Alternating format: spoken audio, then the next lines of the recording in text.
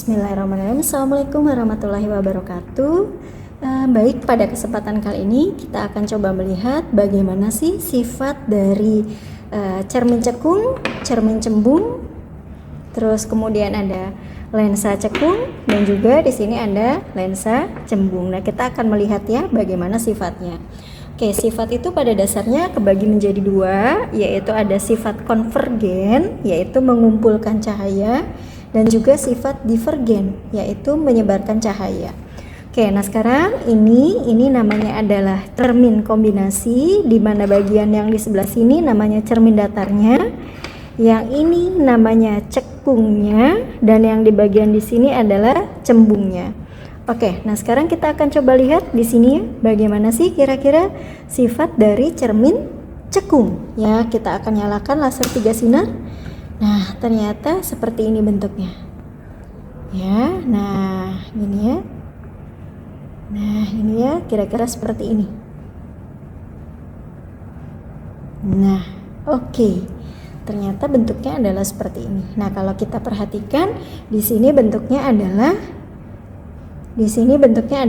mengumpul ya, tapi mengumpul di bagian depan karena memang kalau cermin itu pasti berlaku sifat pemantulan. Ya, jadi di sini berlaku sifat yang namanya adalah mengumpul ya untuk cermin cekung. Nah, ini di sini ini akan sama dengan lensa cembung di sini. Coba kalau kita cek ya.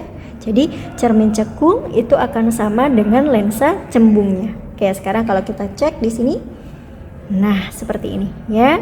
Jadi di sini sama-sama mengumpul sifatnya. Hanya saja kalau cermin cembung di sini mengumpulnya adalah di bagian belakang kalau lensa mengumpulnya di bagian belakang karena lensa itu menerapkan prinsip dari pembiasan, sementara kalau tadi cermin mengumpulnya di depan karena menerapkan prinsip pemantulan. Itu ya.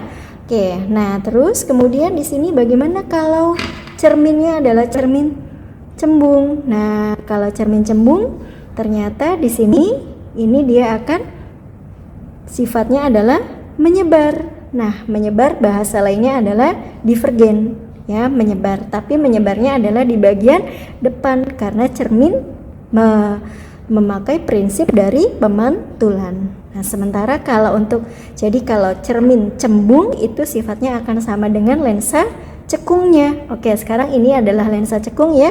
Bentuknya seperti ini. Nah, kita akan coba taruh apakah dia juga menyebar, tapi menyebarnya tentunya di bagian yang belakangnya ya. Oke, nah seperti ini ya. Nah, ternyata terbukti ini juga sifatnya adalah menyebar.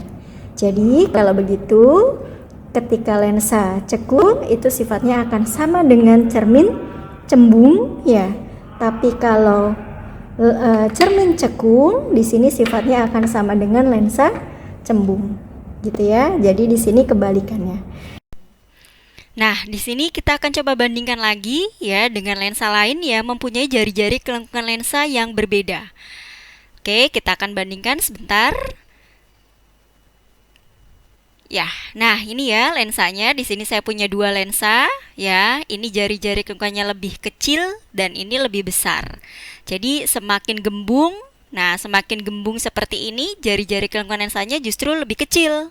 Ya, ketika di sini disinari 3 sinar ya, maka di sini jarak fokusnya menjadi lebih kecil. Nah, kita lihat ya, jarak fokusnya menjadi lebih pendek.